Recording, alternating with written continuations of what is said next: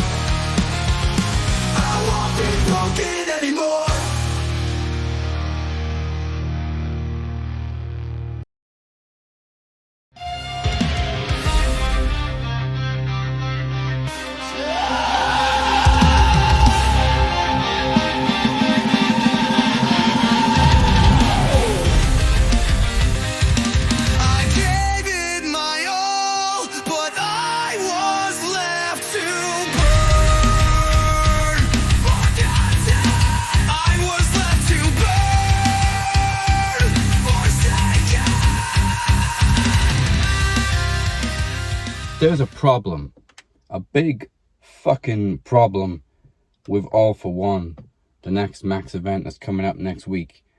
It is an all-star show. We got Beer, we got Travesty, we got the Kingpin, we got Ted P. De Niro, we got Moses Marquez, we got The Shape, we got the Demoness. And you know what's missing? Yeah, technically. The Shape's going to be there, but there's no match for the Cap. Well, I think that needs to change. Now, last week at Trivia Takeover, Corey Cypher became a 3-time television champion. Now, even though I hold the record for most days as television champion, and that was just in one reign, I am not a 3-time TV champion. And let's be honest, my second reign didn't even last that long. Now, everybody knows how much that television championship means to me. It means more to me than the world championship. I care more about being TV champion than I do world champion. But you see, I'm not just calling out Cypher. Here's the thing, Chris Reed, you are the North Carolina champion, formerly known as a dual champion. Now, I thought that renaming your title would actually make somebody challenge you, but again, people just forget that you're a champion. So, why don't I break that track record? Chris, you will have a match at All for One. You will defend your North Carolina championship, because it will be my absolute pleasure to take on the both of you. Cypher, the one that started this whole feud when Dragon Club reunited, we didn't do shit. It was Corey that lit the flame in this feud. For whatever reason, he was triggered by the Dragon Club reuniting. And then you've got the scrappy-doo of the Brothers of Max Destruction, Chris Reed. So I'm going to give you both a spotlight. Here's what I'm proposing. Triple threat. Captain, Chris, Corey. You, the television champion Cypher. You, the North Carolina champion Chris. And me. Winner takes all. Triple threat TV rules. Now, you can start the fucking show. That's right. Welcome to Max Wrestling. Indeed, I am LFE. He is the Cap. We are just 1 week away from All In Texas, which means we are 1 week away from All for One. But before we get into that, let's get into what happened last night. So, we will go over Night of Champions reactions. Everybody got home safely from Saudi Arabia. Thank goodness gracious. Dynamite celebrates its 300th episode with a great episode. Plus, we just heard from the captain laying down a new challenge for All for One. And we will hear from the Kingpin as he will reveal his partner tonight as we talk about everything that's coming your way next week in our next Max event. Again, all for one. So to be a part of this event, why not subscribe and to be a part of the Max Wrestling family by making Max Wrestling your new home for all things wrestling? Tickle that like button and hit that subscribe button. And for those that prefer the old-fashioned podcast, head on over to SoundCloud, Spotify, Apple Podcasts, wherever it is you get your podcast. And, of course, for a whole bunch of links and some badass videos, head on over to the beautifully done website, maxwrestlingnet.weebly.com. Do it now. And right after this, head over to our official Facebook group, Max Wrestling, and don't miss the Max Wrestling post-show after Max, hosted by our very own new television champion, Cypher. It's a recap of the show. It's a little bit of an extension. You never know what's going to happen or who's going to show up. The QR code is on the screen right now. Scan and go after the show. Do it. So like I just said, congratulations first of all to the two victors from last week's Trivia Takeover 10. The second reign of Blade Rodriguez has come to an end, and Cypher is yours and our new television champion. Blade went long. Well, that was, yeah. Talk about uncharacteristic from a guy who, for the longest time, felt like he had it more figured out than anybody else in our TV division, and it just you were getting the Mike Larkin vibes. Oh God, how long can he go? Can anybody stop him? And sometimes the best guys beat themselves, and that's what happened. He beat himself. So it was a great run. It'll definitely go down in infamy. You know what I mean? His second TV title reign. The guy hasn't even been here 2 years.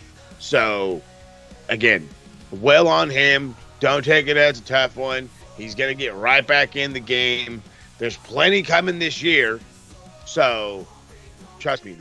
This is far from the last we've heard of Blade Rodriguez. Yeah, let's hope so, because he's had a hell of a year. Plus, your new and first ever back-to-back Mr. Iron Bank is the man called Beer. Took one home for Dragon Club. Acknowledge the man called Beer. Acknowledge him. I no shame in coming second to Mr. Beer. Well done. The brain on this fella. That's Trivia Takeover is all about. Trivia Takeover is all about having it at the moment in time. You could be the greatest thing since knowledge, whatever. But if you can't perform that night, and again, we saw how we saw the Feeney score, we saw how far you came, and again, when Beer got his shot, he took it and he didn't miss. So I am overly static for my man's Beer. Congrats on him, back to back Iron Bank.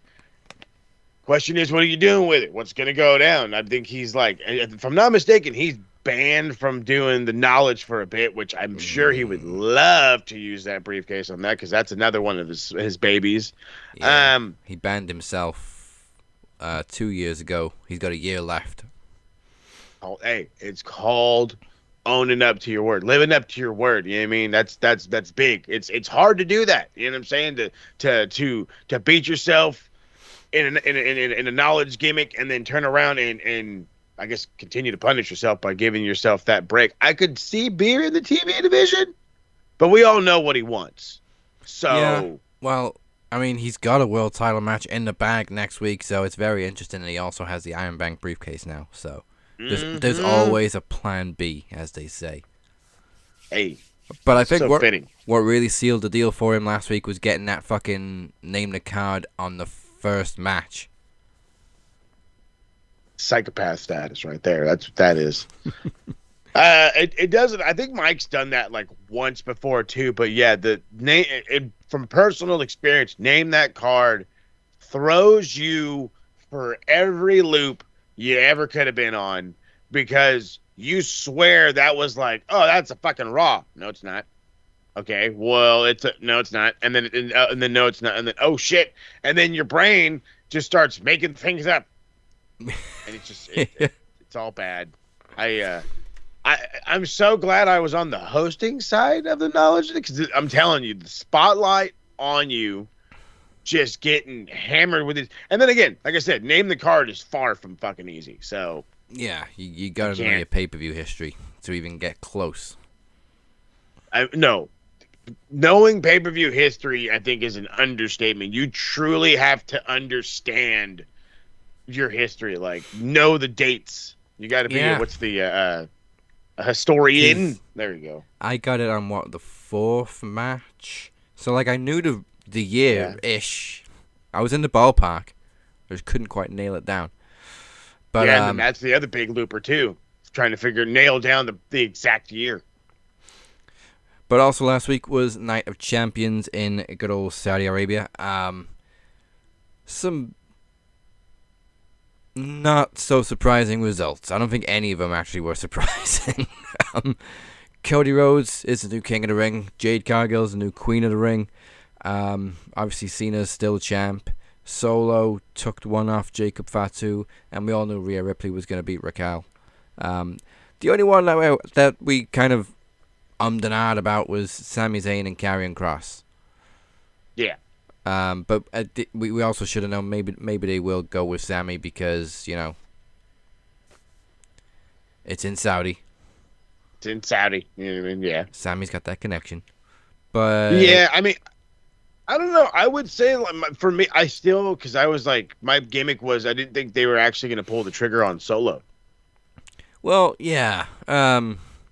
I don't. It's not the end of the feud. There's no way they're not going to run it back. Oh, God, no. So if they're going to continue this feud, it made sense to have a title change just as it gets going, and then Jacob can win it back. Yeah, for sure. And to get Hikuleo debuting, that was a good part too. Like that. I mean, I think we had even said on the episode of Max where we did our predictions that it was like if Jacob loses, he's got to get screwed over. Well, you know what? There's no better way of getting screwed over than being outnumbered. Yeah, especially with a giant.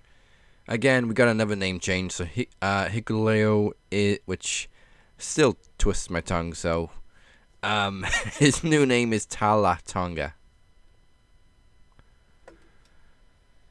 Because he's taller than everyone else? He's taller than Tama, so he's Tala Tonga. That's so bad. Who came up with did Sean come up with that name? Tell me the truth. Tell me the truth. He probably was like, he sees all three of them. Hey, what's the big guy's name? Hikuleo. Nah. That's such a Vince thing. You know what? You're taller than him. Yeah. Tonga. There you go. You're welcome. Such a Vince. I can hear Vince McMahon saying that. You're taller than him, so you're Tala Tonga. The problem is it's Shawn Michaels doing it. And Paul's like, yeah, that works. I'm fucking buried with other bullshit over here.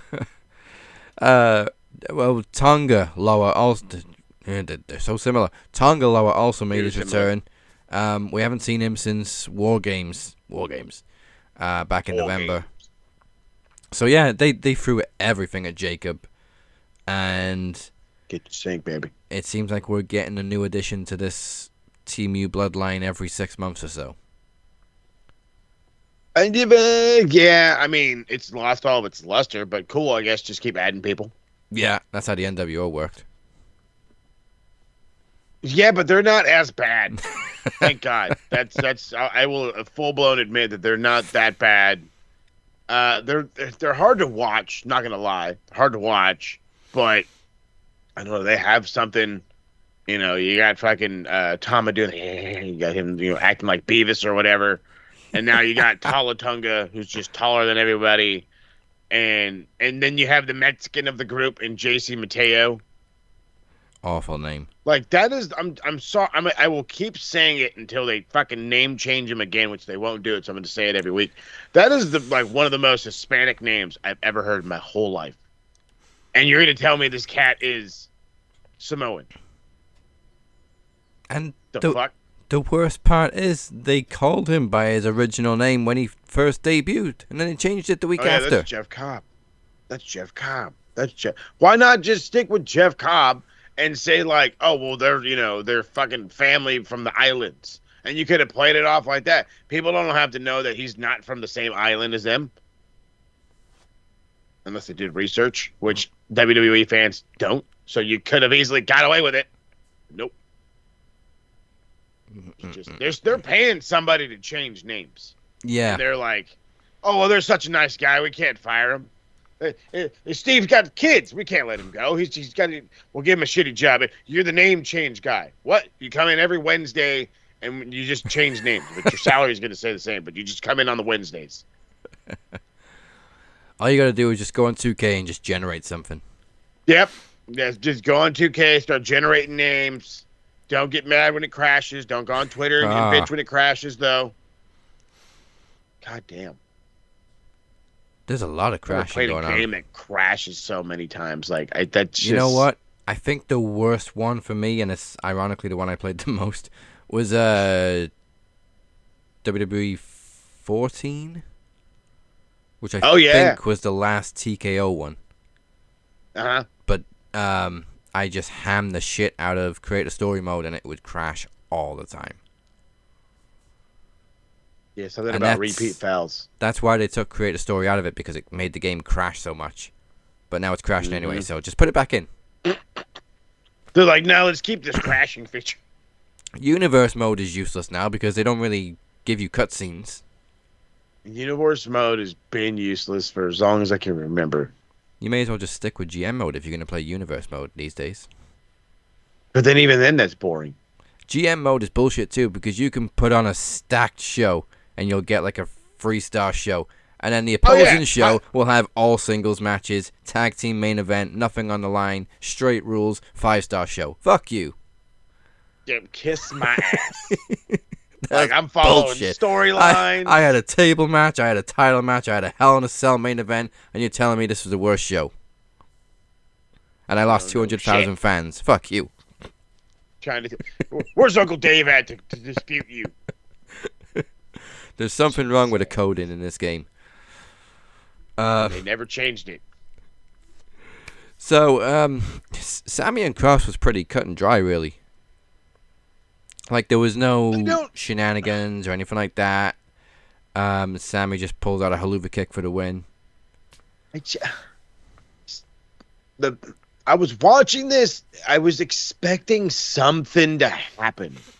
I don't know. The problem was I couldn't figure out what. I just couldn't figure out what. Like, do I want somebody to show up? Did I want somebody to beat down Sammy? Did I want somebody to beat down, like, Karrion Kross? Like, I didn't know what I wanted. I felt like I needed just something, and we didn't get it. It was.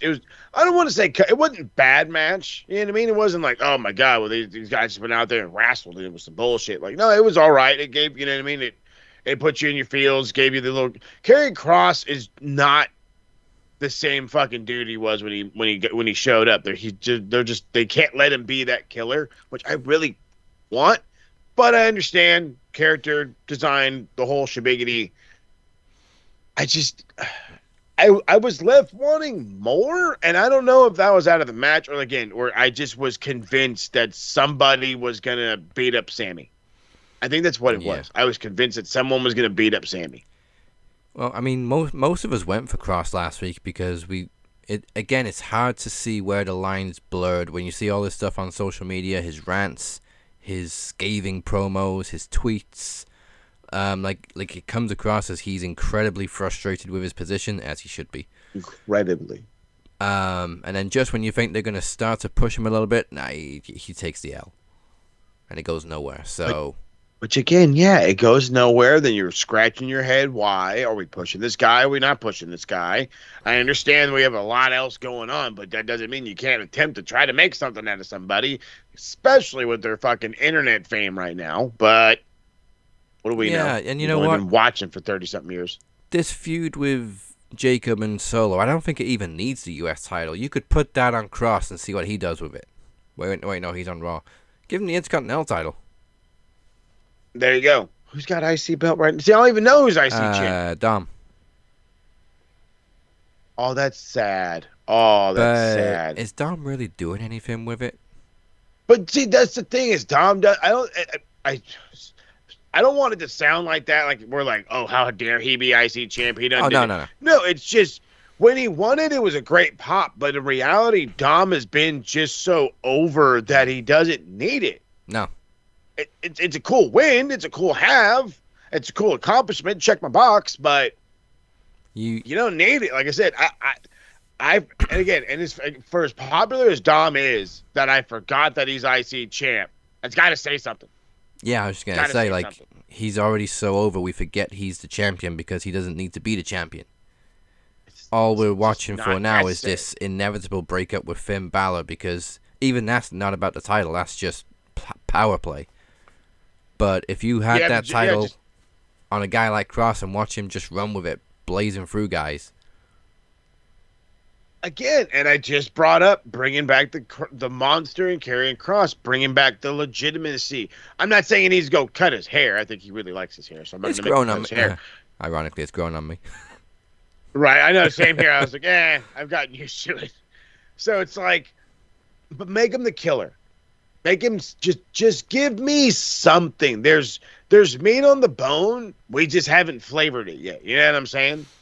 And it was time to put some seasoning on it and figure out what to do with this cat. Because again, I'm in the mindset right now of, and this is a great example considering everything.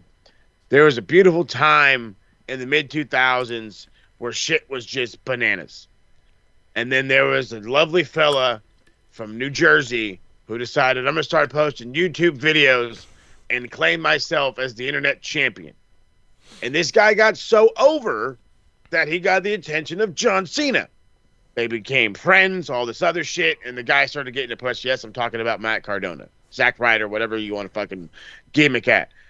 And exactly all the fucking fame he got, I'm telling you, just like, I don't think we know Matt Cardona without the internet championship run, without him teaming with Cena, without all of that inclusion. There's no Matt Cardona. Otherwise, that's an answer to a trivia question of who wrestled at the same night as David Arquette getting fucking almost murdered by Nick Gage, Matt Cardona. There you go. You know, I had to throw it in there, but it's like, again, without that, you don't know that. But the power of the internet, I was going to get at the power of the internet, is it draws so much attention to one specific guy, especially when he's now known for numerous things. He's known for his fucking Jesse the Body Ventura impression. He's known for his awesome friendship with Chris Van Vliet, and now he's the disgruntled employee that's still going to work. Which, the last time I checked, that worked super well for that CM Punk guy. Yeah. It worked really well for that fucking Stone Cold Steve Austin guy. So, I'm saying you can simplify this, add some gold to him. Do it or don't. There's something here. Figure out what direction you want to take it in and fucking do it. Because internet fame is great, but if you're not going to back it, that internet fame is going to work awesomely in AEW, in TNA, in Japan, and wherever else he could want to go. Because the reality is he can and would go. I mean, I don't think he would, but he definitely could. And I don't want that possibility, knowing how fucking big of a star he can be. Stop wasting this cat. Yeah, we've been saying it for years. Yeah, so we had a street fight with no real build, just kind of came out of nowhere last week, and funds. It was just a reason to get Rhea Ripley on the show, from my estimation. So we got a street fight: Rhea versus Raquel Rodriguez. All the R's in this match: Rhea Ripley, Raquel Rodriguez, in Riyadh. In Riyadh, and then Roxanne shows up. There's another one. It was what it was. It was just two powerful, strong girls going at it. Obviously, Rhea gets the win. There was a little bit of interference from Roxanne Perez, like I said, which is funny because I've just started a feud between Roxanne and Rhea on 2K. Hey, they're really 2K. I really hope that this is just because of Roxanne being in Raquel's corner and not rehashing that old fucking feud with Liv, because obviously Judgment Day. But now we know that Rhea's going to be challenging Io for the women's title at, what was it? What's the next one? No. There's something before No, that's not SummerSlam. right. What the fuck's before SummerSlam? Look, WWE show. Yeah, see, we talk about knowing our pay-per-view history. Seriously. Oh God, don't give me all the way to the actual. It's all like, here you go to 1990. No, I don't want to go to 1990 something. The hell? Now I'm barely here. NXT. Okay. Oh, Saturday Night's Main Event. Of XL. course, it's something dumb. But the women's title match is at Evolution, because we got that too. Oh, okay. Good. That's better. That's better. Oh, geez, they've already That's pretty much right. filled that card, actually. Let me go through Evolution pretty quick. So, Io and Rhea. Then we got JC Jane defending the NXT women's title against Jordan Grace. Raquel and Roxanne defending the women's tag team titles against Alexa Bliss and Charlotte. And another two teams. That's a weird pairing. Mm-hmm. We got a battle royal for a women's world title match at Clash in Paris, and for the women's title, we got Tiffany Stratton versus Trish Stratus. Okay. Have they been building that? Not to my knowledge, but I've been skimming over stuff, admittedly, but they did team up a few months ago. Okay, I was just gonna say, I was like, because anytime that Trish does anything, the chat goes bananas. So I'm like, I haven't seen her on TV yet, so Yeah. the chat hasn't gone bananas either. So Every there's no way 6 this months, is we're just happening like, yet, so. dude, this woman's in her 40s. What the fuck? It's not fair.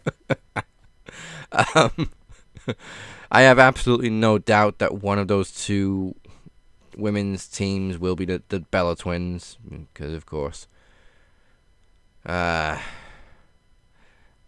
Like, obviously, they were teasing Nikki and Liv, but then Liv got injured. So, that's gone out the window. Oh, yeah. Hey, Bree, what do you do? You want to come to work? No, too bad.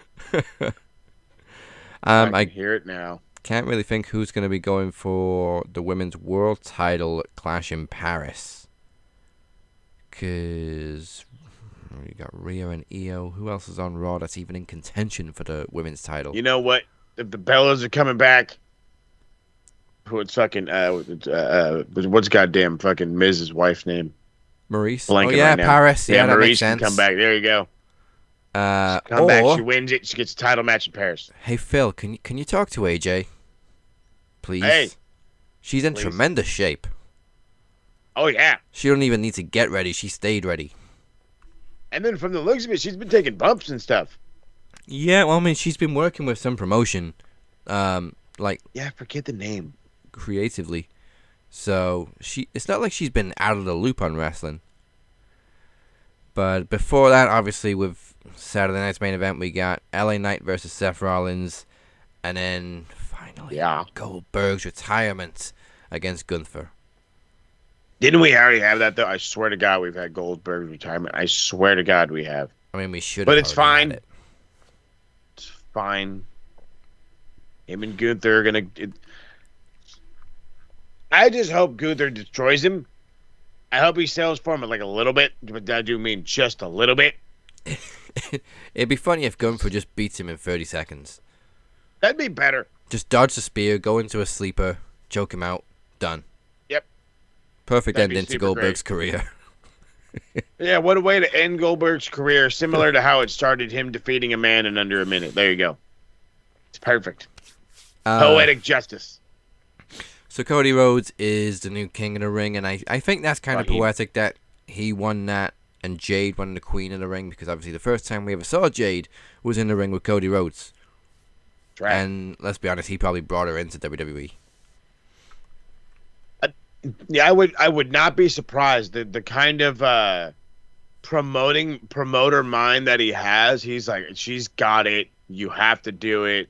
And they're like, I'm sure they were reluctant a little bit at first. Like, no, I don't know, man. You don't know. And as we've seen, they were too, because the push was minimal to say the least. And now we're getting somewhere. Again, we said last week that she needed an accomplishment to garner some true attention, so that way she can build off of something. And now she's able to build off of this, and I'm happy for her, and I can't wait to see if they actually do something more than this. Because again, it is Queen in the Ring, and they've done nothing with this stature, this monumental moment before. You know what I mean? Even with the King of the Rings, they just kind of fucking throw it by the wayside. But if I'm not mistaken, she gets a title match. No, Yeah, so it'll be her and Tiff. Well, assuming Tiff beats Trish, her it'll and be Trish Stratus. No, I'm just kidding. Jade and I mean that'd be good. Jade versus Tiffany at SummerSlam, Hey. and then obviously Naomi's probably going to cash in. Oh yeah, oh yeah. I was like, doesn't Naomi have them? Yeah, she sure does. Yeah, there's always this. More often than not, actually, there's a sneaky ruin the moment cash in at SummerSlam. Oh, you were sneaky. You were sneaky. But good job on WWE. You know, 2 African American King and Queen of the Rings, Cody Raheem Rhodes, keeping the dream alive. This guy's fucking interviews. Yes. I swear to God, he's better. He's better at doing these fucking podcasts than some of these other fucking podcasters. The guy's wrestling full time still, for fuck's sake. Drinking and just awesome. talking shit with Cody I figured looks he so would much win fun. King of the Ring. I think it was a foregone conclusion. What happened? Drinking and talking shit with Cody just looks like so much fun. Oh, dude, you're telling me. If you're getting dudes like... So Damian Priest, like, his episode was fucking awesome, and he's all talking about him getting too many libations in his system, and then he comes out in a fucking full-on, like, superhero costume on an airplane, and he's like, you know, man, the people need to be saved. And I'm like, they're on a plane and, like, going somewhere. Nobody needs to be saved. But whatever. I love it. The one with him and Kevin Owens was a little bit of like the door opening, you know what I'm saying? Because for those who didn't know, if you didn't know, that's kind of hard. But Kevin has a fucking killer relationship with the Young Bucks. Yeah. Like, they're really good friends still to this day. They're very good friends. And to hear about that connection and them kind of play into the AEW talk a little bit, I thought was great. And then just to hear, I want to hang out with Kevin. You know what I mean? Like, I love the idea, like, of Cody. I think Cody could be like the greatest fucking conversation I'd ever have. But I want to, like, laugh so hard I'm spitting out drinks on accident and on purpose because fucking Kevin and his stories and his impersonations. And first off, I've never once pictured Kevin Owens cursing as much as he does. And then this dude, with all the every other F-bomb he dropped, Cody's fucking spitting his fucking Moscow Mule back into his cup. And I'm just like, I love this whole episode. This was great. If you haven't checked out, I said, what do you want to talk about? I think is the name of the podcast. Yeah. It's fucking excellent. You need to go watch them. They are on the level of AEW's was it Say Hey or whatever they're fucking called. Oh yeah, whatever the hell that was. But you also have to remember, this is not kayfabe. This is completely breaking kayfabe, because obviously last time we saw Kevin Owens, he was feuding with Cody. And then he's out talking about Matt Cardona, like, do you actually want to work here or not? That whole line, he's like, you know, for some guy who says he's happy on the indies, he sure does talk about WWE a lot. And Cody damn near fucking drowned in his own drink. He's laughing so hard. He's just like, you won't stop talking about WWE. And then then the rant about spray tan. He's like, yeah, no, he's always a bra breaker should be arrested. Fucking die. So really quickly on the main events, it was just chaos.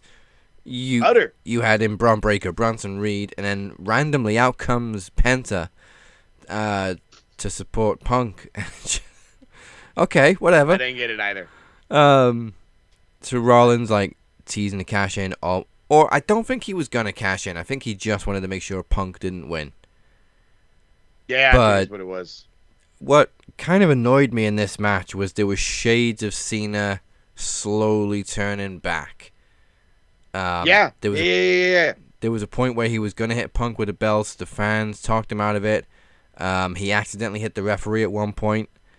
And it annoys me because we've done absolutely fuck all with The Rock since the turn. Not a bit. There's still been no explanation as to why Cena paired up with The Rock. Okay, he said he got pissed off at the fans and that's why he decided to go his own way. But what's the relationship with The Rock? And why are we going through this heel turn which has some kind of connection with The Rock if you're just going to turn face now again? Basically, Dwayne fucked the whole thing. He did. He showed up and he pulled the fucking, the COO card or whatever the fuck he is, and he's like, this is what I'm doing, fam, and then he just fucking went away. This point, there's no excuses. The movie filming is over. It's already out at this point. The UFL is done. There's nothing left for you to be doing, bro. So what's the gimmick here? Yeah, again, that was a Vince move, too. Like, okay, you're going to do this at Elimination Chamber. It'll be a huge moment. Okay, awesome. What do we do after that? I don't know. We'll figure it out. So 2 hours before Raw. Where's it going? What's the end game? I don't know. Cena's going to be a cool heel. Okay. And he is, but yeah, I don't know. I didn't hate the main, but yeah, it was a lot. It got clustered together. There was I want to say a 3 or 4 minute segment in the match where I swear John forgot that this is this is 2025 and not 2012, because he was he was kind of working like a face a bit, and then again the crowd was getting behind him, got him to not hit him with the belt. It just, I don't know. There was a lot of weirdness to it. I have a bad feeling by the time John's done here, he's going to be full-blown face again. I'm sorry I turned on you type of shit. And I'm going to be like, okay. I just don't want it. If that's the end game, just don't do it. Just don't do it. I'd rather him leave as the bad guy. Dead ass. I'd rather him leave as the bad guy than give me a year of him being an asshole who's trying to destroy wrestling, who all of a sudden got convinced by the people that wrestling's good because I'm just going to call bullshit. Yeah. And then there was a second ref bump, which was Charles Robinson, and I don't know if he's still recovered. I think he's still on the floor in Riyadh. This fucking guy got murdered. He was literally, I saw the photo, he was literally on the floor at ringside when every single person had left the audience. Every single fan had left the building, and he's still on the floor. Sold the dog shit out of it, he did. How many people were there? Fuck, I don't even remember, but they were. It was. I don't think it's Saudi, so probably 30-something, 40-something. I'll have to double check it real quick, but it was hilarious. He makes the same run that I forgot what else he was running down for on the last time that he did that run that's so infamous. Oh, was it WrestleMania 1 year? For Seth? Oh, I think it meant Charles Robinson. Yeah, that's what I meant. No, it wasn't for Seth. I think it was for a Cena match, actually. Oh, maybe. But all I know is he did the whole thing, and I was like, oh, it's cool, they're going to do the and then fucking murdered. Murdered. There was about 27,000 people there. And he waited for them all to leave the building before he got up. When the fuck was his run? Roll him up in a mat. So it was at WrestleMania. It was... Oh, come on. Where is it? Is it an Undertaker one? No. It may have been an Undertaker one, yeah. Charles Robinson run at WrestleMania.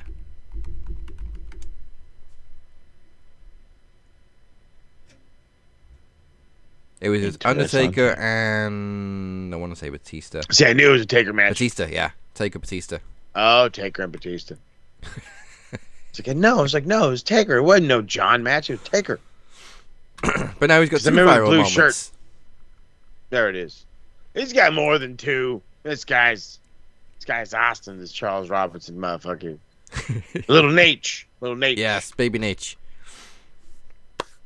But yeah, that was Night of Champions. Fun show. I mean, I'm glad that we kind of lifted the self-ban that we had on Saudi shows because...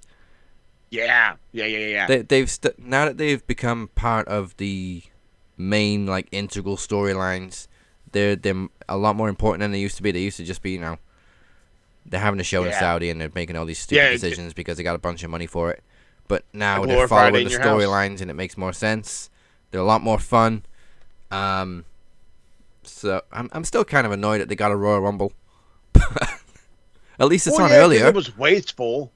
I think if it was a good one and had an impact other than fucking Titus O'Neil sliding underneath the ring, I think we would be like, okay, this was a better start. But no, because it was all fucking comical. It was cover up everything. Can't do this, can't do this, can't do this. Half the guys don't want to go, to Titus O'Neil in the fucking Greatest Royal Rumble, to, oh crap, they're going to let fucking, I think, was it Lesnar win or whatever out in Saudi, and they did, and with all the negative that we got, we're finally getting some positive. So I hope it just stays this way. The big plus to them having the Royal Rumble is that it's going to be on 7 p.m. our time, so we can have a real Royal Rumble party for the first time ever in the UK, and not be up until stupid o'clock. That's true. So that means it's going to be on in like the afternoon for us, which is even better. Yeah. I'm not too mad we get to enjoy a Royal Rumble at a decent time. And not be like, hey, number 21's coming in. Huh? Who? I fell asleep at number 9. Wait. When did the Hurricane come back? When did Otis get eliminated? No, not Otis. He's a big guy. I'm sure I would have seen that elimination.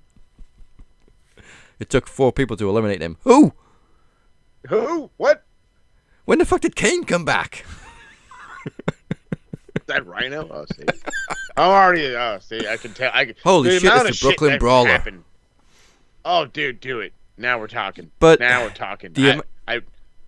Also, the amount of money that Saudi's probably going to throw at them, we can probably get some real good surprises in the Rumble this coming year. Oh God. I mean, the women's is a given. There's always some old names in the women's Rumble because they don't really have the division to fill it. So they bring in a bunch of icons, which is fine. Because we don't get many surprises in the men's anymore. We get maybe 1, 2 if we're lucky. Yeah, I was going to say 2 if we're lucky, which is fine. I don't hate that, but it's like that was the whole point of the Rumble. Yeah, you never know who's going to show up. And they don't have to work a full match. They just have to bounce around the ropes a couple of times and then get thrown over. Hell, Drew Carey fucking did it twice. Tried to pay Kane not to eliminate him. So come on, brother, I got some money. No, too bad. Oh, man. Viral Rumble moments. Hopefully we get some in January. But that was Night of Champions, and you know what? We don't have much negativity to say about Saudi. It was a good show. Good show. Shocked no negativity.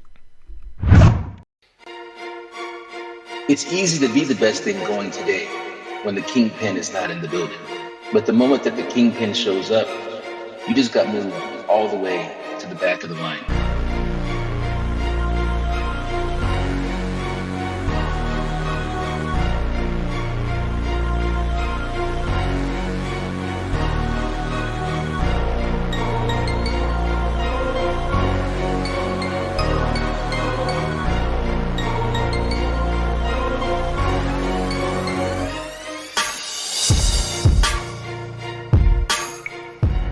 My. AT Wrestler. You stupid bitch, you. You know, you made this challenge to me 2 weeks ago. You said you wanted to have a real buried alive match. You and the snake, Ted P. De Niro, against me and a partner of my choice. You said somebody dumb enough to help me, right? But I gotta tell you, I wasn't the only one who heard that. Everybody heard that. And you know what? Much to my surprise, I'm not alone in this world like I thought I was. I didn't even have to reach out to anybody. There was somebody out there who loves me and respects me enough that they reached out to me and said that they would love to join me in burying your bitch ass. Oh, you are not going to believe what you got yourself into. But when it goes down at All for One next week, AT Wrestler Ted P. Dinero against me and my partner that I'm getting ready to reveal, remember, bitch, you wanted this. Oh my God. Oh my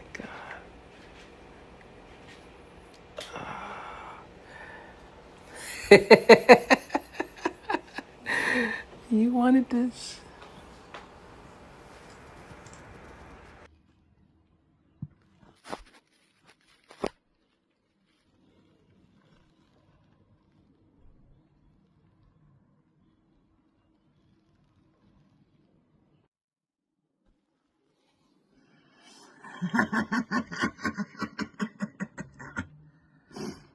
My sweet Kingpin, you must be desperate to come to us.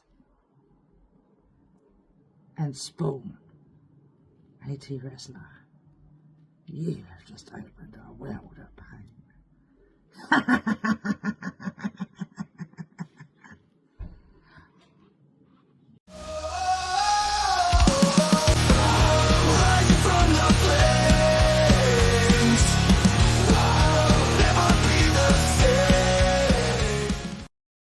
Thursday on Max. Predictions, recaps, trivia, and groundbreaking promos, and the occasional rant. I'm going to say it again. Fucking Netflix. Fucking Netflix. You have known for months now that this Jake Paul, Mike Tyson fight was going to happen. You knew. You had more than enough time to get the infrastructure for your website ready to go. Join us on the Max Wrestling Podcast every Thursday. Exclusively on YouTube and audio on all podcast platforms. Go to maxwrestlingnet.weebly.com.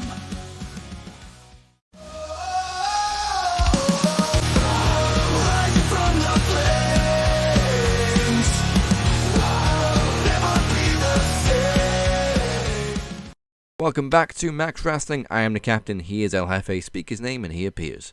Once again, make sure you like and subscribe on YouTube. Follow us on all those podcast platforms, and make sure you visit maxwrestlingnet.weebly.com.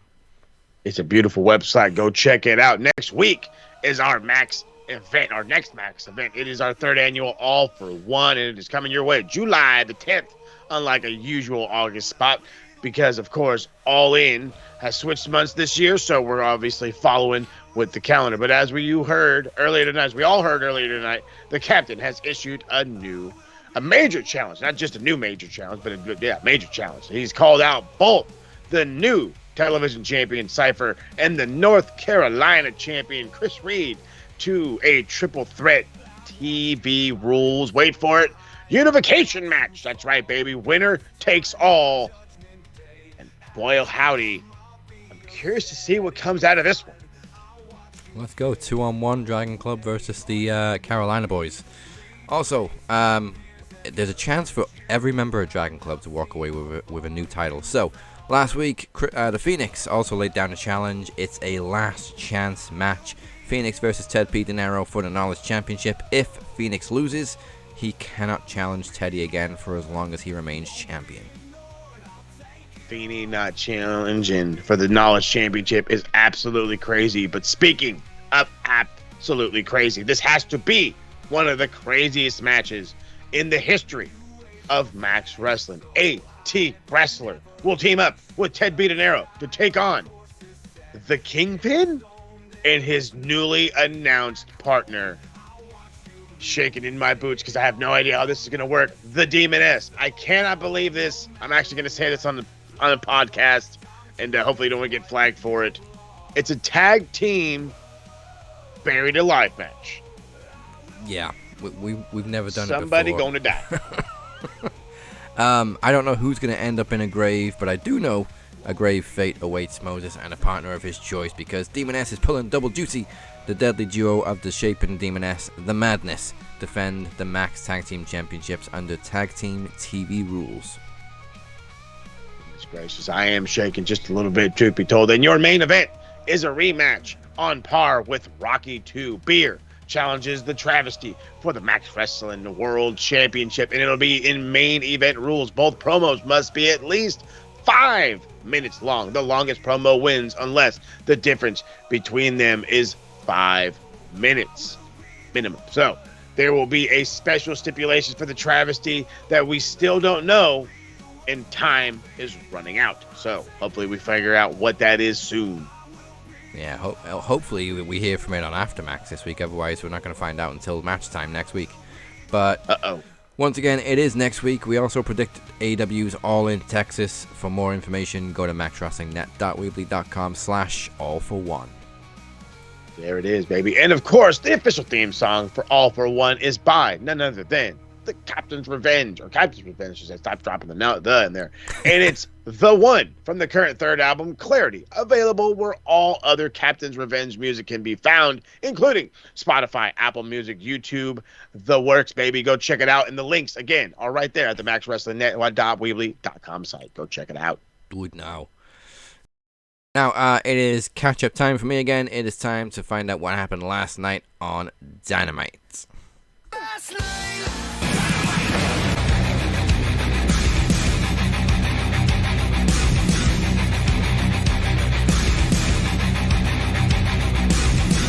I do know that they've added the Texas Death Match stipulation for Hangman and Mox.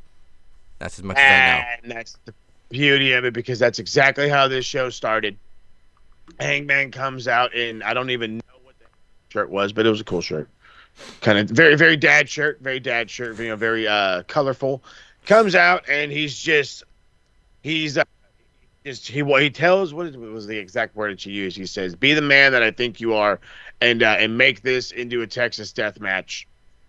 So of course he obliges, only after he is completely murdered poor Marina Shafir, because he's like, "You say I didn't have the guts for this, right?" Turn around, completely murders her. John Moxley, everybody's freaking out.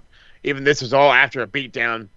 There was a save from Shibata, Powerhouse Hobbs, and Samoa Joe. There was a whole good bunch of madness. But yeah, we officially got our Texas Death Match. It's set for that, which kind of makes me think that there's a possibility Hangman ain't winning.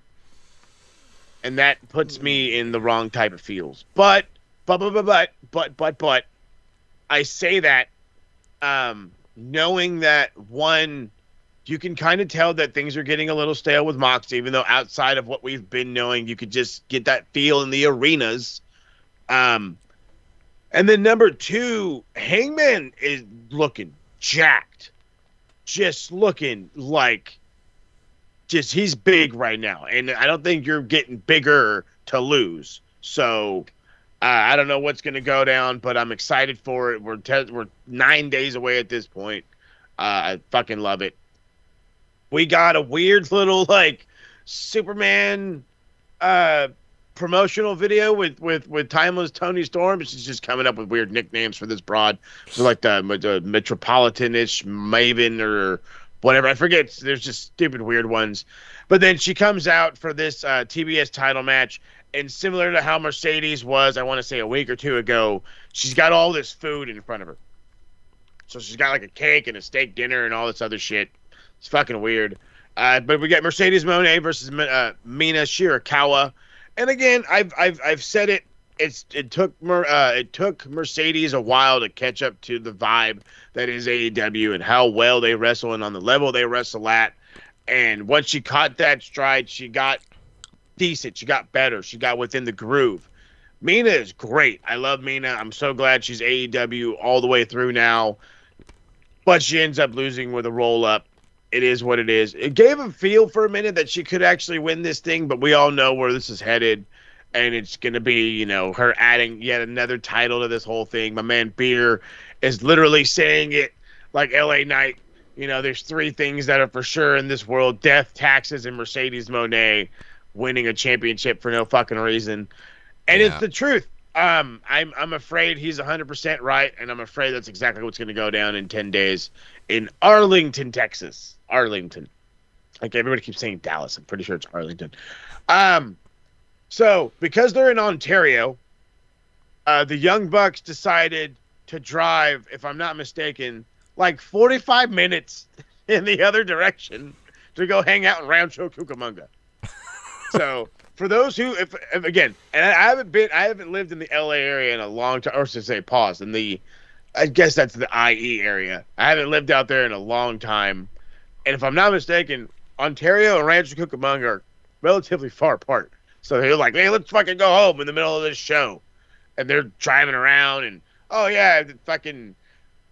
They first off, the thing that kills me is they pull up in this limo that they're like, oh, this is custom design. It's fucking got stickers that say fucking for the founding fathers all over it. I'm like, bro, these are stickers. Like, somebody can take them off. But whatever. They open up the door to this fucking limo, and it's nothing but shoes in the front. And I'm like, those are definitely like old shoe boxes. I'm sure they Sounds taped like my them together limo. so they didn't. Huh? Sounds like my limo. Right? Just fucking full of shoes. It was great. And so they hop in, they start driving around. It looks like every other goddamn fucking city in the IE. I swear to God, it's just a city. And then they're like, yeah, we wanted to spend all of our money. So they go to In-N-Out. And I'm like, well, yeah, but In-N-Out's cheap. So, like, how are you guys, like, living in luxury? You're fucking, like, you got driven around in an old limo that's got stickers on it. You fucking, the shoes are obviously empty shoe boxes. And then you're eating cheap-ass In-N-Out. Like, the fuck? It was weird. They got out. They looked at their old family home. They're like, yeah, thought it was bigger. And then they go back to the show, which I thought was, I laughed, but I also thought it was a total fucking waste of time. Complete total waste of time. We got a fatal 4-way for the number 2 spot in the men's casino gauntlet at All In. MJF versus Brody King versus AR Fox versus Anthony Bowen.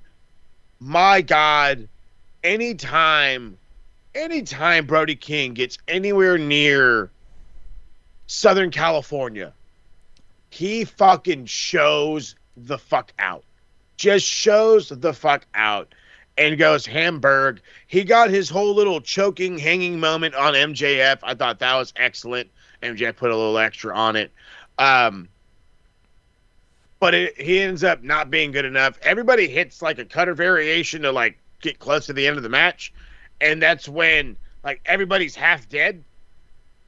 Brody hits the Gonzo bomb, and out of nowhere, AR Fox flies in, breaks up that count. Those guys are just laying there. MJF goes up to, I forgot whomever, and was just like, oh, hey, thanks, bud. Grabs his arm, starts cranking. It was AR Fox. Starts cranking on it, locks his leg, gets the win with the salt of the earth. It's whatever. This leads to Mark Briscoe coming out, where he officially has badass merch because he's got a shirt on that says MJF has a tiny kosher pickle, and I loved it. If it's not on the AEW shop, it absolutely needs to be on the AEW shop. It was weird call. It was just back and forth. They're obviously building towards a match at All In. As Briscoe leaves, that's when Jet Speed comes out at Mike Bailey and fucking Mike Bailey. What's Homeboy's other name right now? I'm fucking blanking. Kevin Knight. Jesus Christ. And Kevin Knight comes out. They get a little bit of, they hit like the again, it's like been like the same thing every week. They hit like one move and then they get their ass beat. And so then they leave, and I think they were like, is that all you got or whatever? They were talking shit. They come down, they got their ass beat again. Then Hurt Syndicate leave again, and the fans chant one more time. So to appease the fans, they come down and they beat their asses again. They are doing nothing for these fellas. There's a fucking, I think it was Kevin Knight challenges Shelton Benjamin for a match on Collision, and he says that obviously your mom taught you how to hit because you hit like a bitch. So first off, don't ever disrespect anybody's mama, let alone a black fella's mama. So you're about to get your ass whooped. I think it's great. Or Shelton Benjamin's sisters. Or I heard they're burly. Don't do it. So we got it was a 6-man tag. Kanoste Takeshita teaming up with the Young Bucks to take on Kyle O'Reilly, Roderick Strong, and Bandito. This was a match straight out of any fucking PWG show you want to name off the top of your schnoggin. It was goddamn standing. Out goddamn standing. The Young Bucks just are doing everything they want whenever they want because they can. Kyle and Roddy looked really good for the first time in a while, but for me, it was the fact that Bandito came out of his shell. Bandito felt like the Bandito guy that everybody ranted and raved about, and everything he did was excellent and awesome. He took big ass Takeshita and he did the fucking was it moonsault fall, whatever the fuck he does, where he's like holding on to the dude, does a moonsault. Shit's awesome. However, they didn't win. Takeshita and the Bucks picked up the dub. That's when I want to say like Swerve and Will Ospreay come out, and they're talking to the Young Bucks, and a challenge goes out saying, "Me and Will give up our chance. We want him in a tag match. If we lose, we'll give up a chance of being world champion for a year." And Swerve's like, "Who the fuck did you say? What?" Looking at Will like, "I didn't say that. I didn't agree to that." But if they win, the Young Bucks can no longer be EVPs. So I'm very curious where this is going to go, because that could absolutely play into what goes down at All In, at the end of All In, I should say. So, but then I got Will Ospreay and Swerve Strickland against the Beast Mortas and Dralistico. Another very, very good match. I don't know if we talked about AEW's tag team division. I'm sure we have. And if we don't, it's time to do it a little more. Jet Speed is a great tag team to have. However, Hurt Syndicate did nothing for him. And you need that polar opposite tag team to the Hurt Syndicate. And I'm looking at him in Will Ospreay and Swerve Strickland. When you think of not a ragtag team, but when you think of a team that's going to like take over a division, you think of the two individuals. You remember when not the Golden Lovers, but when Hangman and Kenny got together, and how quickly they took over the entire division. I think that would be similarly awesome to how we could do it now. And again, you could do it with Will and Swerve, especially if they end up losing to the Young Bucks at All In. You can have them go for a tag title reign. And I think it would be a great one. And I think it actually would be a really good feud. It would allow somebody else to get over against the Hurt Syndicate, but at the same time, establish, I guess, just some good quality, good. You know what I mean, just it would. I'm trying to forget the actual word I was looking for, but it would be good for the division. At least in my opinion, I think it would be good for the division. And then we end with Okada going out of second gear into maybe fourth gear, but drop down to third towards the end against Kota Ibushi for the Continental Championship. This is in no way, shape, or form anywhere near any of the G1 matches they've had. This is nowhere near as many as the, fucking Dominion, the Wrestle Kingdom, whatever. What this was, though, was probably one of Okada's best matches on AEW TV. And this is definitely Ibushi's best match since whatever the fuck that was against Marufuji 18 months ago. Absolutely awesome. Ibushi has been training boxing with Kenny, and you see it a lot more because he's not trying to do all of his high-flying stuff anymore. He's not doing the Golden Triangle. You know what I mean? He's become the striker, and his strikes look awesome. They look powerful. They look meaningful. I love this. I love where this is going. Again, we didn't get the Okada you expect to have against an Ibushi. Anytime you say Okada versus Ibushi, you never get that. But for a good while, the build up towards the end, it looked like Ibushi could actually get the upper hand and win. He hit an avalanche tiger driver, got a real close near fall.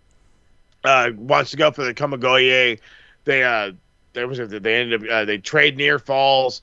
There's this whole spot on the ropes where Ibushi's trying to push Okada onto the ropes. He grabs onto the ropes, and so Ibushi's yanking on him like, "Come on, asshole, get let free." But all he does is increase the momentum and get absolutely destroyed by a wild lariat.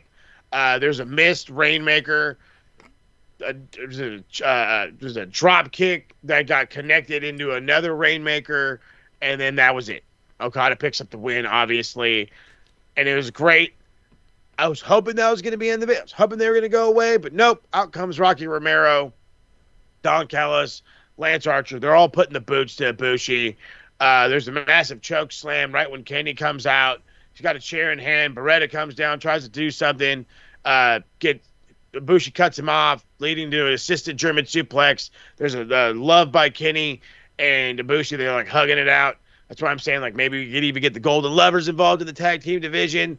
And that's basically how we ended the show. I thought it was not like, because I remember the not WrestleMania. I remember like the Raw 1000, or you know what I mean? Like it was not on that kind of level of awesome, but it was a very, very, very good episode for episode 300. Now I hope that the go home episode next week for All In is a little bit better, because your go home show should be better. But again, for what it was great. I don't ever need to go on a road trip again with the Young Bucks, especially if they're just going to check out another goddamn fucking place in the IE. So, like, you guys could have at least went to, like, somewhere cool. You didn't have to go to In-N-Out. I swear there's better places to eat in the IE. I swear to God there's is. I swear. I mean, I'm sure Dominic Mysterio would have been happy with it. Oh, yeah. Well, he's a chicken nugget guy, so I don't know. Maybe. We'll see.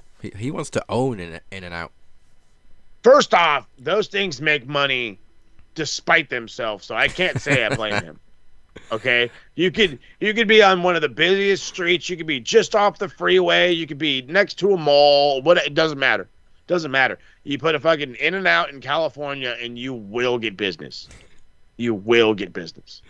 And if anybody's interested, the MJF has a Tiny Pickle T-shirt is on AEW Shop right now. It's $29.99. Well, it's available to order.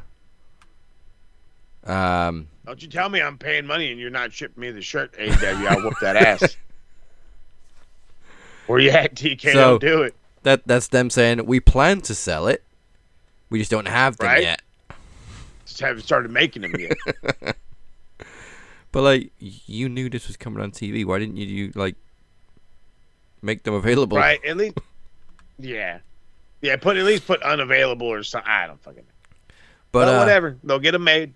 Yeah, it's a simple, cool T-shirt. And I hope they're splitting the royalties. Right? I bet you Mark Briscoe went to the mall and fucking in Delaware was like, "Hey man, make me this shirt, brother." Okay. One of a kind. What I like about it is they put the word kosher in brackets very small on a T-shirt. Very small. Oh, I love it. Okay. Now then, we're almost at the end of the show, but first, before we go anywhere, we do have a couple of boards. One is nice, one is not so nice, but we always check them twice. It's time for the bell end board. Let's go do it. A bellend? You're a bellend, mate. Look, bellend 1, bellend 2, big veiny bellend over here. Bellend. I think Chris wants us to shout out. Is it Russo again? Yeah, it looked like it was Russo again. Yeah, I love how we put that. Goodness gracious. Let's double check him. Vince Russo, bro. What you saying this week, bro? See? All right, let me read what Chris sent us this week. So it was a lovely Facebook post. Love this guy going on Facebook. So I'll read it as goes. Vince Russo has predicted that if Vince McMahon buys back WWE from the TKO group, he will hand over the company to his son, Shane McMahon. And, of course, this is what Vince Russo said. Because of the way everything went down, bro, if Vince McMahon were to ever buy back his company and come back, bro, he could come back with Shane right under his arm, bro. And Vince would know, I'm 80-something years old, bro. I ain't got much time left. My fucking son-in-law and daughter were... He says, oh yeah, F my son-in-law and daughter for what they did to me. It's my time to repay back my son. What did they? What? Well, they basically what did they do to him? They basically turned their backs on him when all the allegations got more public. I don't think they threw him under the bus, but they didn't bat for him. Whereas John Laurinaitis, on the other hand, went, "Oh yeah, here's all the shit you need." That's true. John was like, so what info you want? I got scheduling. I got receipts. What you need? I'm not going to jail. John Laurinaitis went full Tech 99. He sure fucking did, this guy. I got lists. I got lists. I got names. You want more names? I got receipts. I got pictures, too. Yeah, I mean, Triple H basically kept his nose clean. And I'm trying very hard not to make a big nose joke there. But he kept it clean. And then Stephanie just said, fuck, I'm done with this, and walked away. So, they were... If anything, you could say they were kind of impartial on the whole thing. They didn't defend him, but at the same time, they didn't bury him. So, I don't really see... With it, yeah, I'm with that. I don't really see anything either. Triple H had no choice. He's got the company to run. He can't really incriminate himself one way or the other. That's true. Especially with these kind of allegations. Yeah, even if he did know anything, he's not going to admit to it. And if he didn't know anything, well, whatever. I'm almost positive he knew nothing. I don't think he's going to be in that type of loop. But then again,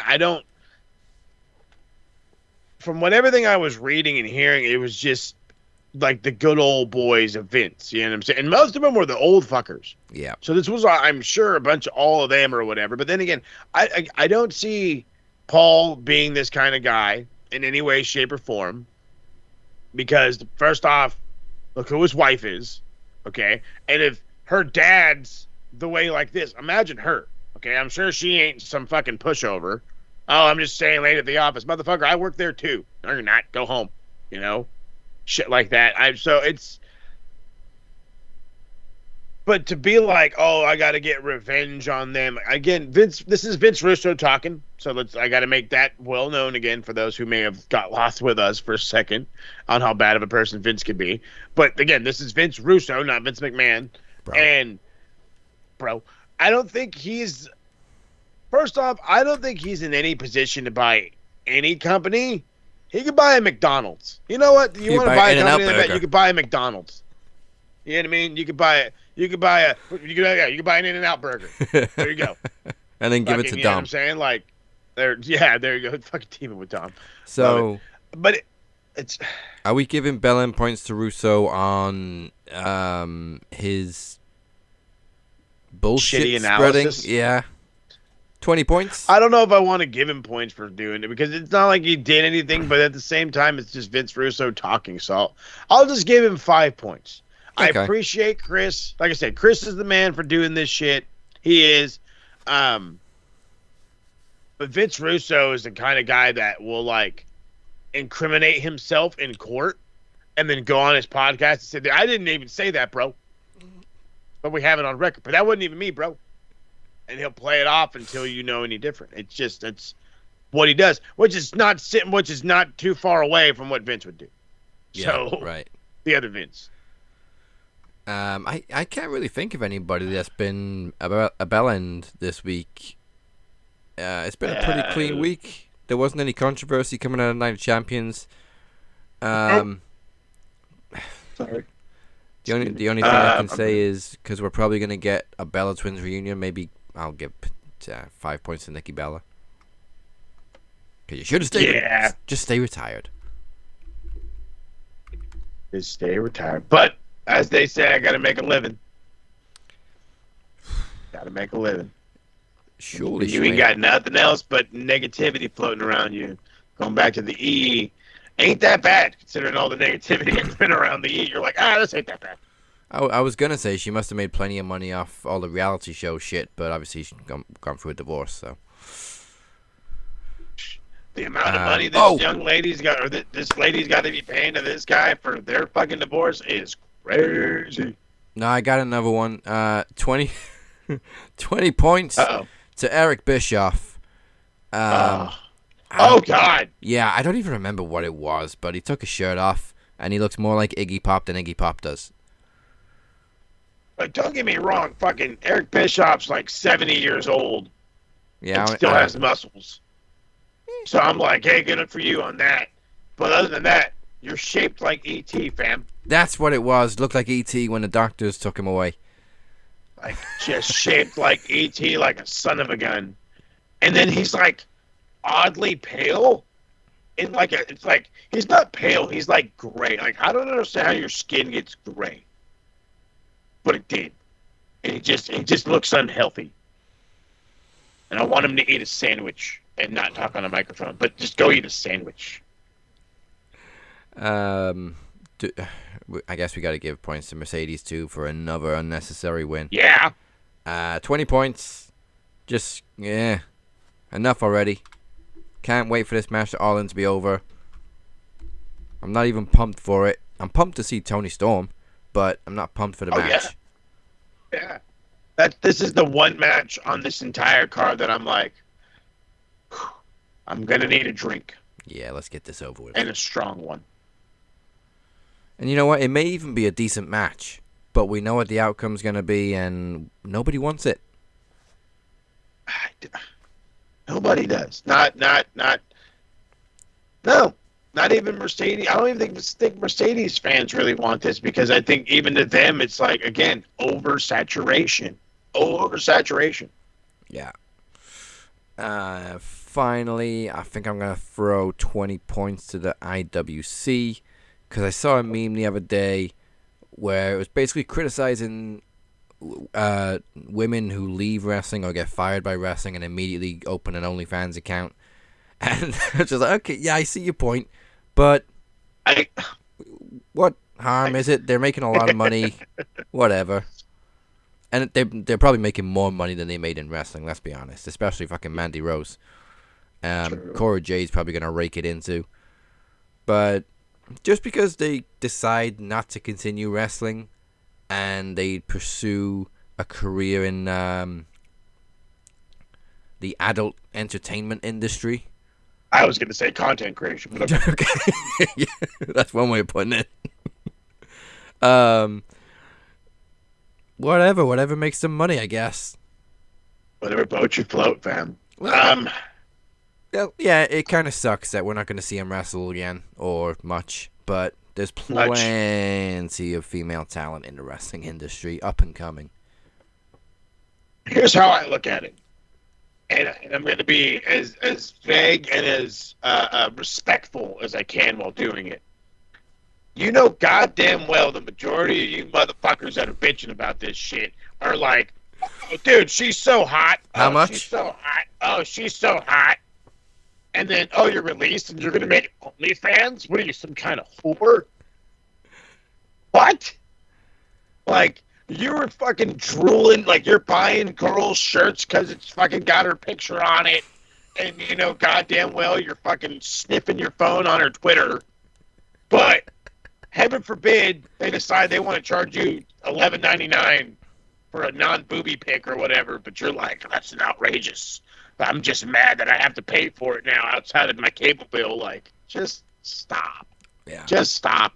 If that was the case, if everybody wanted to give all these ladies shit for doing it, dude, Mandy Rose would have got so much more shit than she did.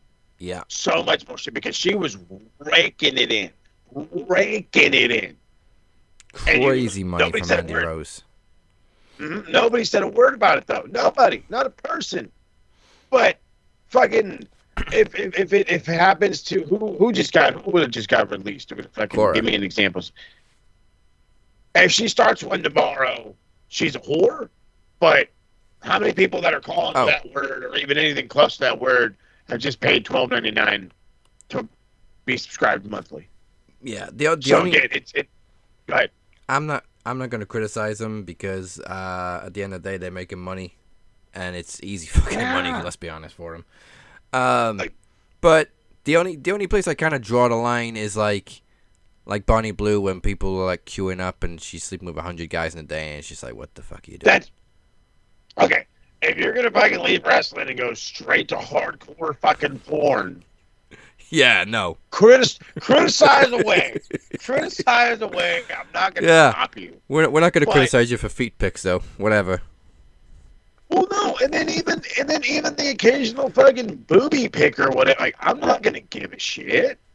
You know what I mean? If that's not They But wrestle. that's a different. Again, that's a different thing than that's different using what you have been flaunting for however long you've been on this national television run.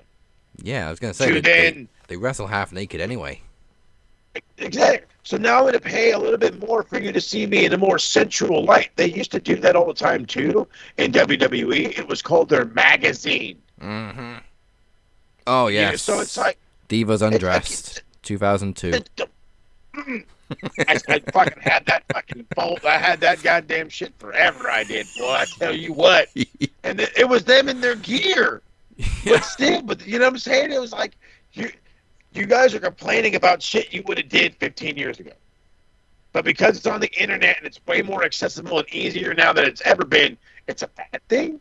It's a bad thing. They're gonna make money off their fucking sex appeal. Trish Stratus starts one, fam. I'm bragging about that bitch. I'm bragging about subscribing to that motherfucker. I tell you what, $20 a month for Trish, you got it. Can we also remind people that Sable was one of the most downloaded women in the late 90s, and she was on the Playboy cover twice? Twice. If it wasn't for her, China, Tori Williams, this little transition that you're whining about ain't a thing. They went to fucking Playboy. That was the classy way of doing it back in the day. The classy. This is classy. This is classy. You don't have magazines like that anymore. People ain't reading magazines like this anymore. This is a private thing where they're going to make money, their own money. They're not working. Again, you're not going from this to hardcore porn. You know, Cora Jade's not going from fucking former NXT Women's Champion to fucking Cora does Chicago or Charlotte. It's not. It's no. Stop. Stop it. Charlotte does Charlotte. Hey, Charlotte. Hey, oh God. I think somebody wanted to turn. I think that's about it for the Bell End board. I got a lot of points for the other board, so let's flip over to the good side. Yeah, this is time for the Bruv board. Bruv.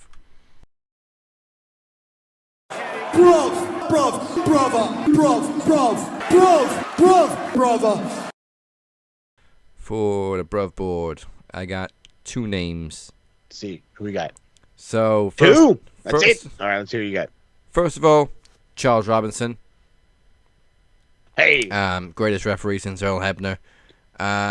Went viral once again with a sick ass bump, getting shoulder tackled by John Cena, and just destroyed for laying on the floor for what must have been at least half an hour before all the fans left the building. Probably longer. Hey, at least I don't have to put the ring. Kayfabe is alive. At least I don't have to dismantle the ring. Right? He's like, hey, you gotta help. He's asleep. So I'm gonna give a point for every minute that he was probably on that floor. So 30 points to Charles Robinson. Watch me find out it was longer. And then secondly, I gotta give points to CM Punk for SmackDown last week for Punk Life. Yeah, dude, that was awesome. Not only did he dress as Cena, but he brought back that iconic entrance music that even the Saudi fans knew all the words to. That's telling you something. And he also rapped okay too. Well, freestyle, whatever. Well, I'm about to say he's got some bars. Yeah, they're not full, but they're bars. Punkonomics was decent, so 20 points to CM Punk. I can dig that. I can totally dig that. I want to give Hangster points. I'm going to give him 15 points. I guess you can call it like 8 for being jacked and 7 for just finally killing the shit out of Marina. She deserves. She's been needing to get like destroyed, utterly destroyed. But in reality, it's because of this build. It's because of how they're handling this, how they're actually trying to elevate the guy. You know what I mean? The one of the pillars, as we always say about the 4 pillars of AEW. He's definitely one of them, especially being a part of the elite, and how he could be a I guess repeating history from a few years back when he won when he took down Chris Jericho, the evil bad guy, if you will, the evil former WWE dude. And I really hope that history repeats itself, because it would be an excellent story, not only for Hangman, but a little bit of a redemption for a guy who deserves points too, in a little bit of a way. And I'm only doing this so maybe he'll actually let this beautiful left back come to North London. And I'm going to give 10 points to TK. I'm giving 10 points to TK for the way he's been building towards All In. As much as we cannot stand the run of Mercedes Moné, this build of her just fucking collecting belts on her way to Toni Storm has been a classic story that's played well. As much as we don't like it because she sucks, it's a classic story and it's playing well. I'm very curious to see how it ends.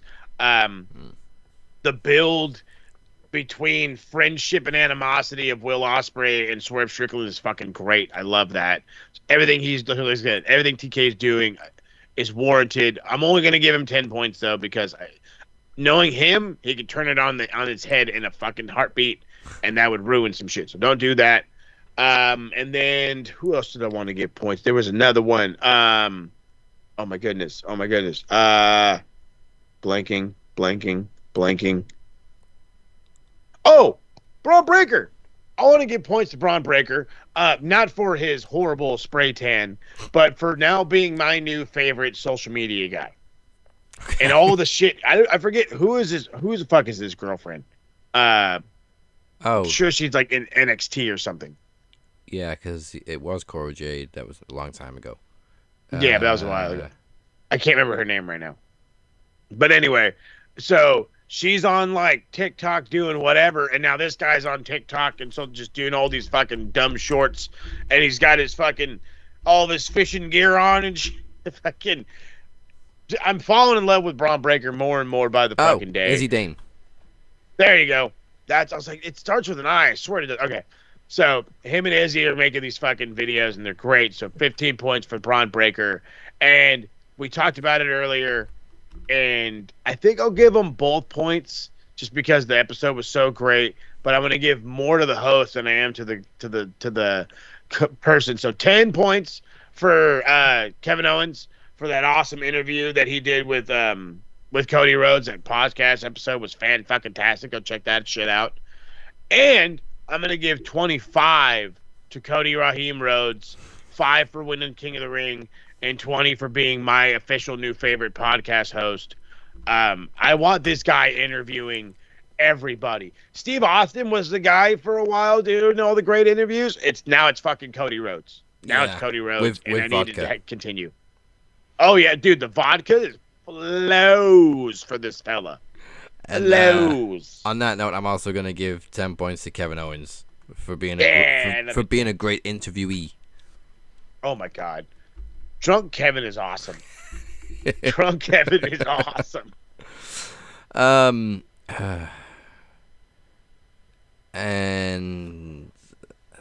I think that's about it.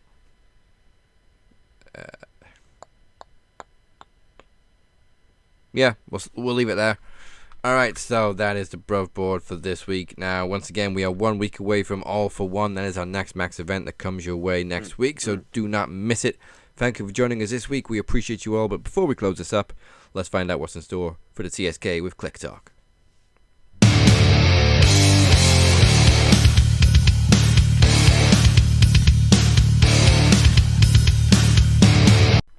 Hey. All right, let's talk about what's going down with the TSK. The TSK is amped and ready to bring out some more stuff. Two massive shout-outs from the TSK side. Number one, and we're going to do it nice and proper, massive, gigantic, enormous, couldn't yell it. I could yell it from the rooftops if I could. Massive thank you to my Big Mike Larkin. Big Mike Larkin has been an integral part of of the TSK and our ability to try to build on our YouTube page. As I'm over here stumbling through words, he's helping us get more videos up, older videos. He's busting up some old retro rewinds that he's finding, putting those up there, and whatever other stuff he can find. More stuff will be going up on that YouTube page in due time, so just be aware of that. We do have a new episode coming out soon, maybe 2. We're hoping for 2. And what we're hoping for is we're hoping for a watch along of AEW's All In Texas, and we're hoping for a review of All In Texas. So other than that, we'll be waiting for SummerSlam. There's a small possibility, and I'm already throwing it out there, that we could get some kind of live vlog or whatever, some cool vloggage for November when WWE and SummerSlam come to the beautiful city of San Diego. So we might get together for that. If not, worst case scenario, you're going to get a cool video with me and the boy. And by the boy, I mean my son, which would be awesome because that'll actually be his first wrestling show, which would be fucking great. Way to fucking start it off at a pay-per-view in a stadium, for crying out loud. But speaking of stuff in stadiums and for crying out loud, it's taken me long enough, and the wait is over. The wait is over. The footy pod is here. The footy pod is here. I have an official announcement to make starting in 2 weeks' time. That's right. You heard it here first. I'm working on my birthday. July 23rd will be the first official drop of Max Football Podcast's return. And it's a vague thing, ladies and gentlemen. I'm letting you know this here right now. It's a vague title for the podcast because it's Max Football Pod. So all you're going to see is a change in the logo. And that logo is either going to have a beautiful soccer ball, as we say here in the States, or a football, or it's going to have a football, an American pigskin style football, that is. So we're going to be talking pretty much whatever I can. I've got Corey chomping at the bit. He's learning everything he can about the MLS. He wants to talk about Charlotte. I know Beer's ready, ranting, waiting to get a little talking about some Man United. I've got a lot to say about both of my clubs, and I have a lot to say about my American football club. So that will be dropping July 23rd, where you're going to get 2 episodes. One of San Diego FC looking at their Leagues Cup and having being the number 2 team in the entire MLS as far as points. Could they already, in their very first year, win a cup? And winning the League Cup could be massive for their beginning season and for what goes on forward. And, of course, I got to talk about the lack of everything going down with Spurs and the fucking transfer window just sitting on our hands. We are. And then again, with the end of July, means the closer we get to American football, going to talk about the Chargers and how I have a couple of big worries that if they don't address soon, we might just not hit the ground running as fast as we thought we will.